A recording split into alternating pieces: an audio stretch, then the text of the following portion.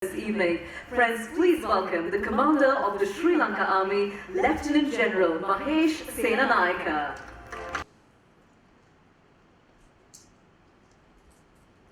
Distinguished speakers, members of the Sri Lanka Institute of Marketing, ladies and gentlemen, very good evening to all of you.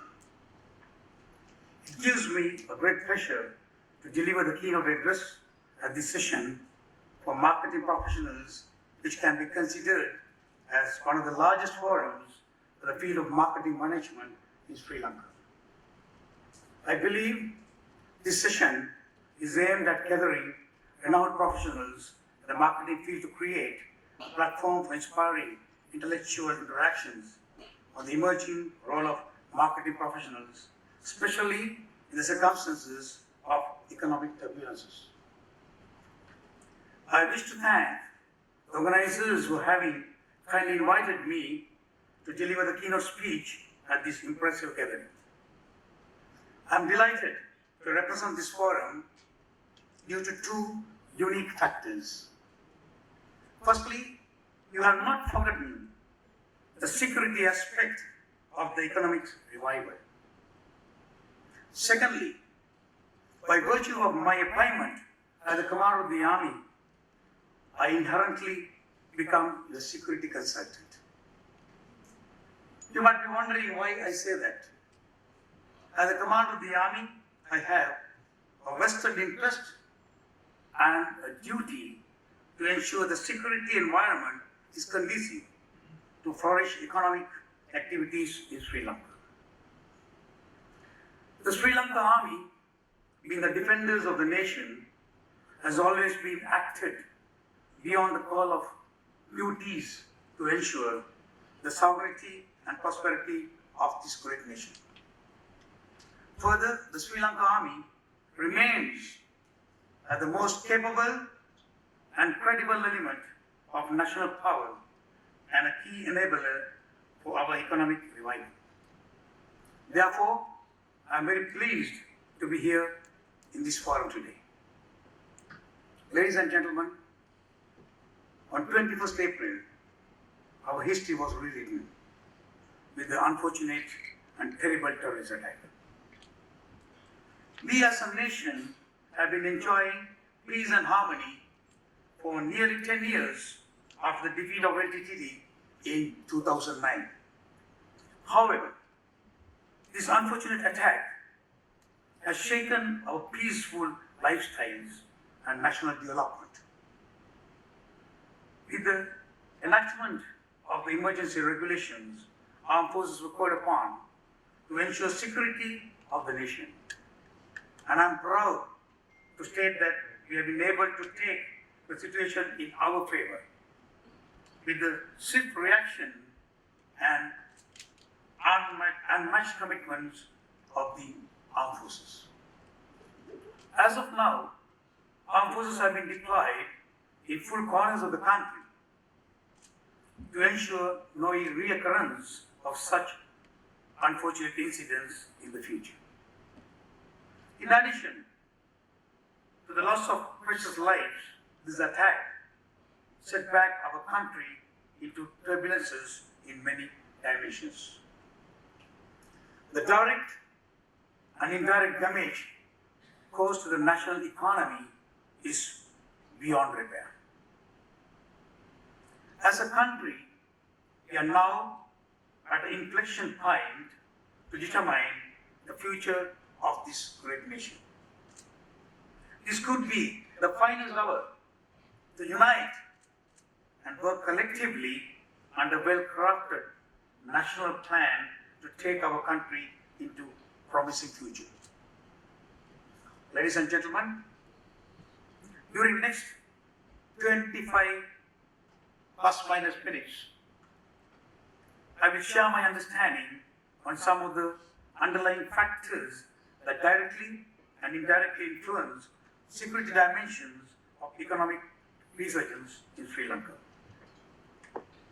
I'm not going to dwell on economic statistics, which is beyond my purview, and let me focus on how best security attributes could contribute to the economic revival in this challenging situation.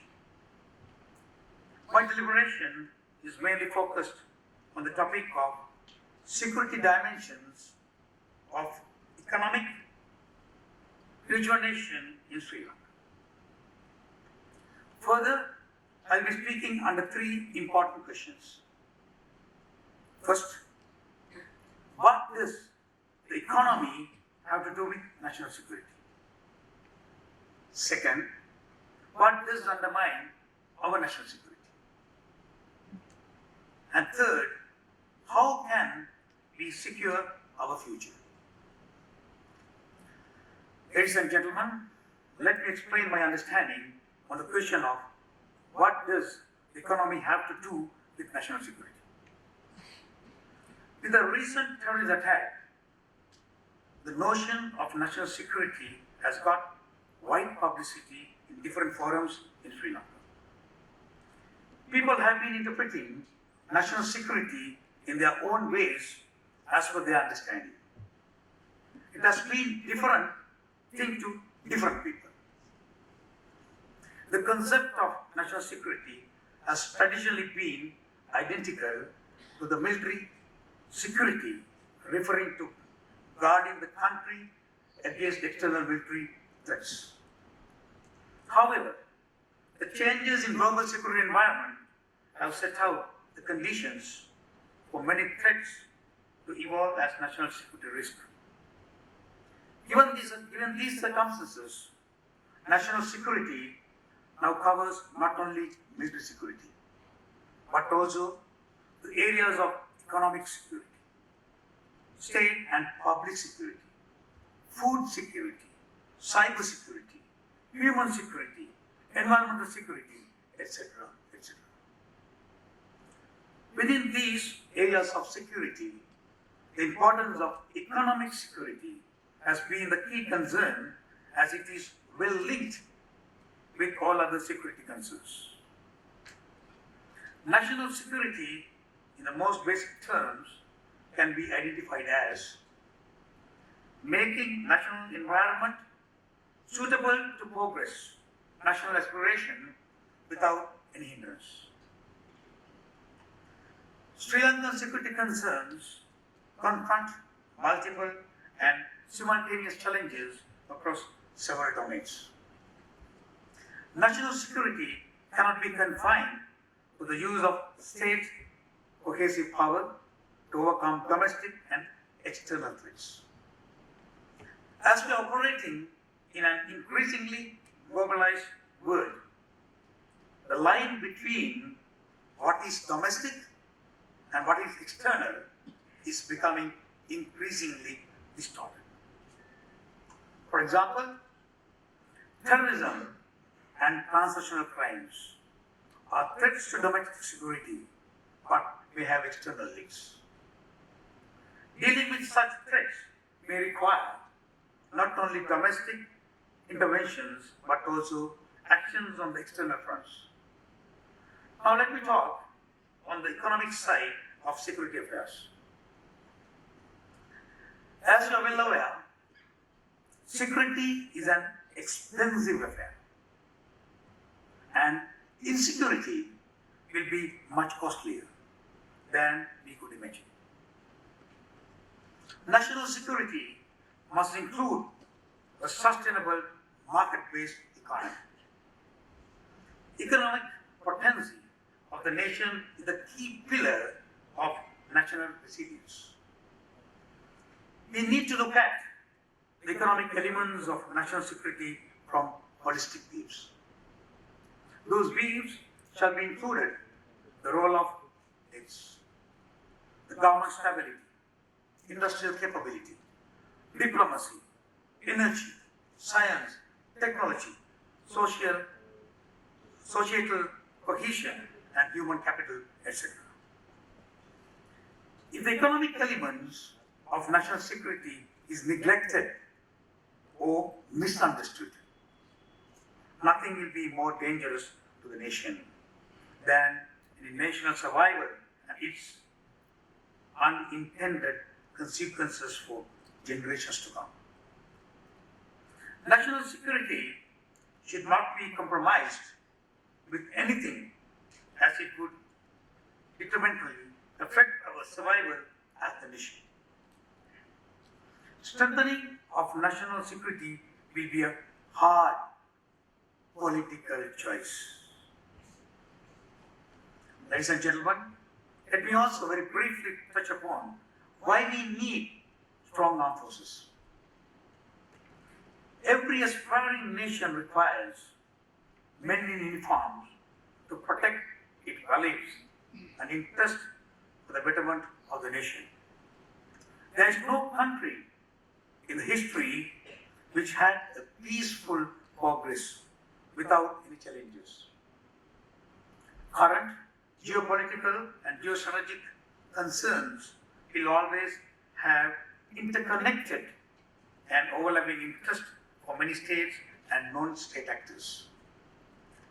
Therefore, I strongly believe that to preserve our democracy and other core values, we need to have strong armed forces.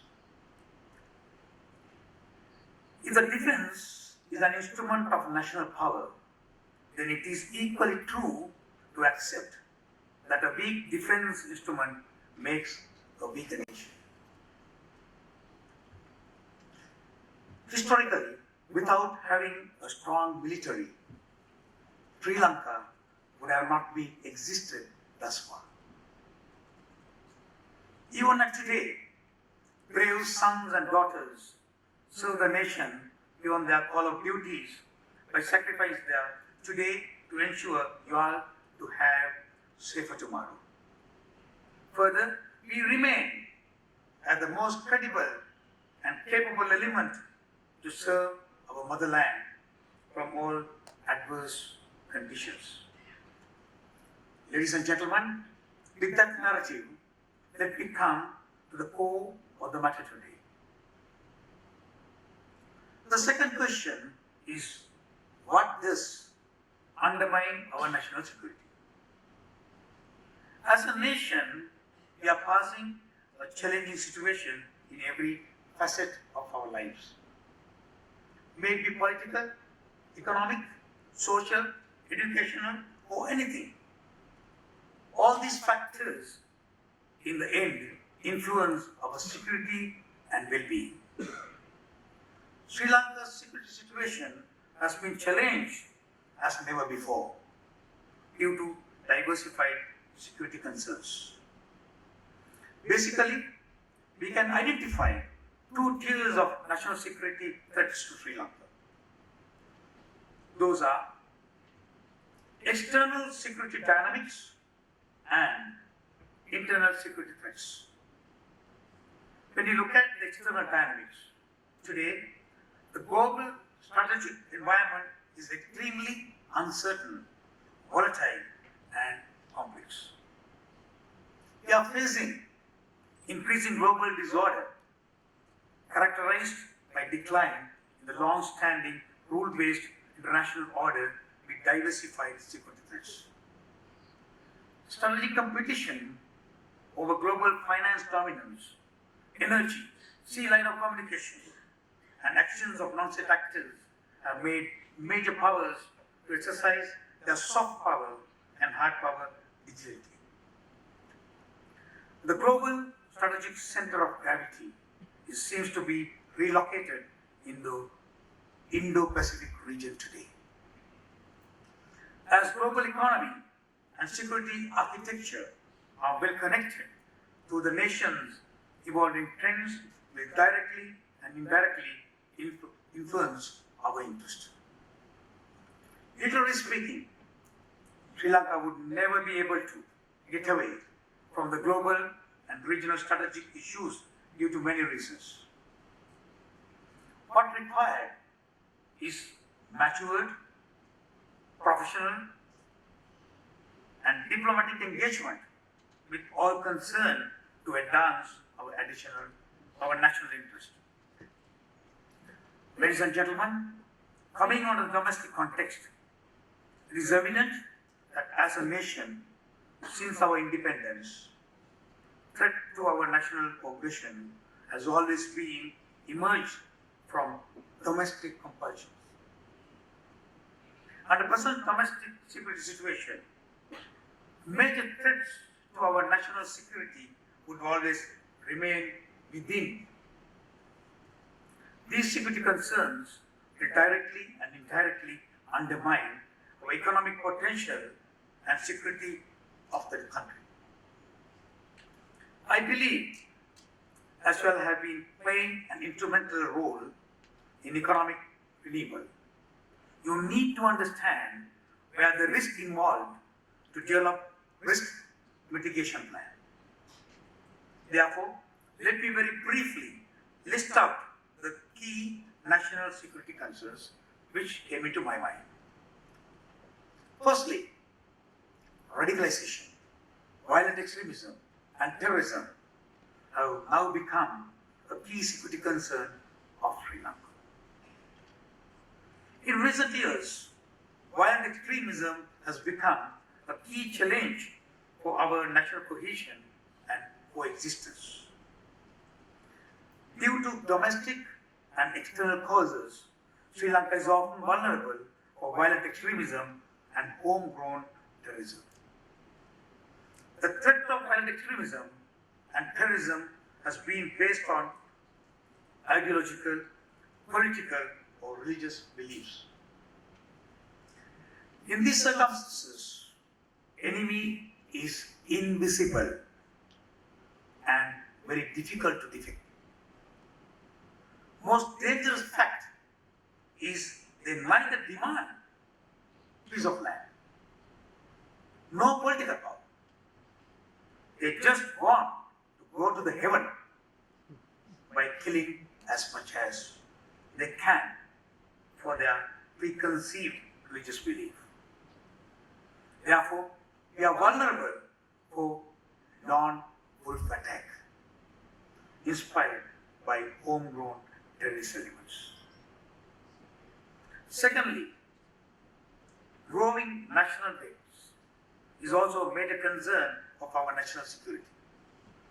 Believe it or not, the greatest danger to our security comes from the national debts. Our amount of foreign debts is unknown, and our nation has been addicted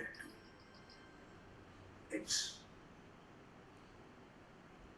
We have seen only an iceberg of the issue yet. None of us has ever thought how we are going to meet the unknown part of this iceberg of debts. Due to the excessive debts, it seems country is heading towards a very uncertain future. And at the end, it would be compelled to undermine and compromise our national security interest. Excessive debts would be the major cause for delaying military modernization, capacity development of many aspiring fields. Thirdly, foreign interference in domestic affairs has also made severe consequences to our sovereignty. Alleged human rights violations and diplomatic pressure over certain strategic interests have caused negative influence on our overall security concerns. Due to the prevailing strategic competition in Indian Ocean region, many major powers have compelled to use Sri Lanka as a part of their wider security interest. In such circumstances, our key strategic locations and resources have been used or requested to be used. Sri Lanka would be asked to accede to the unfavorable agreements. Then, increasing exploitation of cyberspace. Another major security concern of Sri Lanka. There have been many instances where our national cyber infrastructure was exploited. Attack on our cyber platforms would cause a severe economic constraints.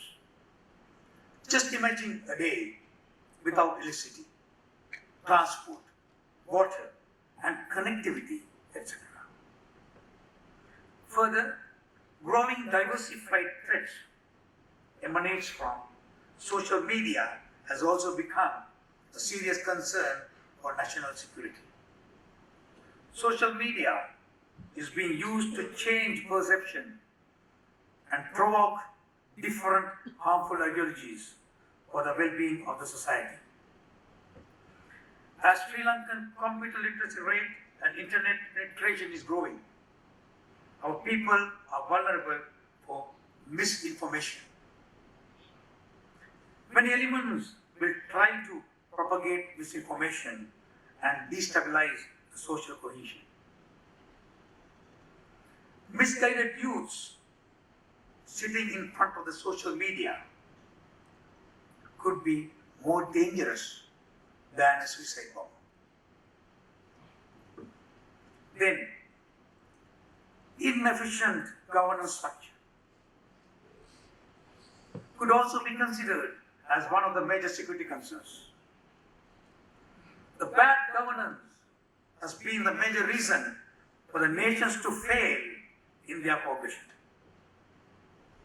It seems people are deprived of political stability, accountability, rule of law, corruption, and effectiveness governance mechanism.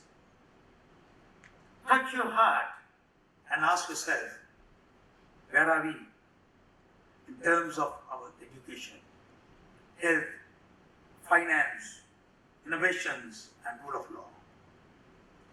Together, all these conditions directly and indirectly affect our investment opportunities, socio-economic cohesion, and national security at large. These growing concerns noticeably become our core national security concern. Then, challenging demographic factors are considered as emerging trend to national security. Long-term fertility trends, unplanned urbanization, migration, changes in the ethnic composition and age profile of populations can influence the likelihood and nature of conflict within communities. As we are living in a multicultural society, it is very unlikely to get away from ethnic division and communal violence. If it is not addressed immediately with coherent structural policies, we may experience a series of communal violence in future with much damage and intensity. Then, climate change, natural disasters, resource scarcity, organized crimes, drug smuggling, biosecurity, and growing non-communicable diseases are also considered as security concerns which affect our socio-economic progression. With that, let me come to the final concern of today's deliberation: how we can secure our future.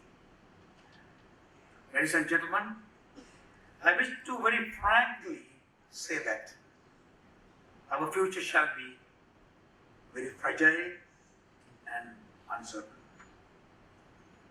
Our country has not made the progress that we deserve. Sri Lanka is still a developing nation even after 71 years of independence. And it seems we will continue to be a developing country even after 100 years of independence. Our reputation as a nation is gradually distorted in the face of international community. We need to understand why some nation fails and why some nations succeed. When we analyze global human development index, global corruption index, global happiness index, and other key indicators where our position are well beyond our expectations.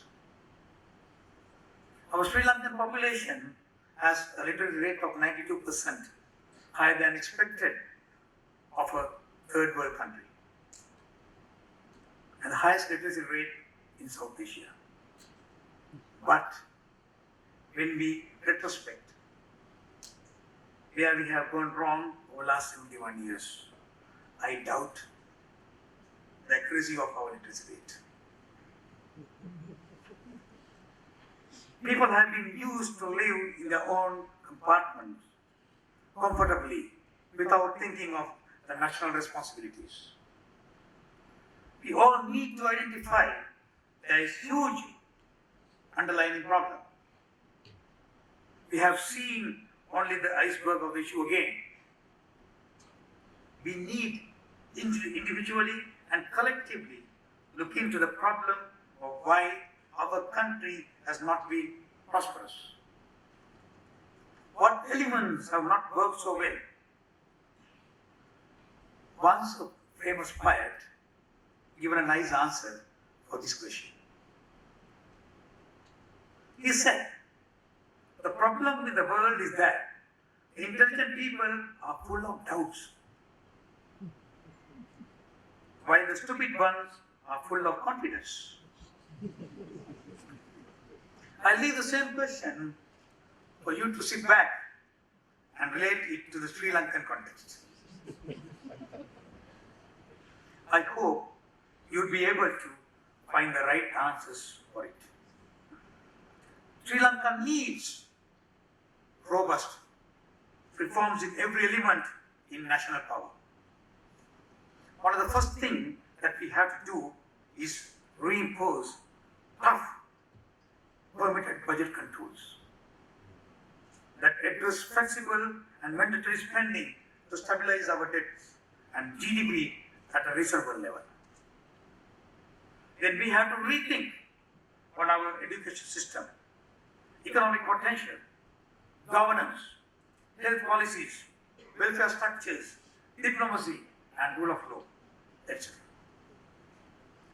It also requires the seamless integration of multiple elements of national power, diplomacy, information, economics, finances, intelligence, law enforcement, and military for a common purpose.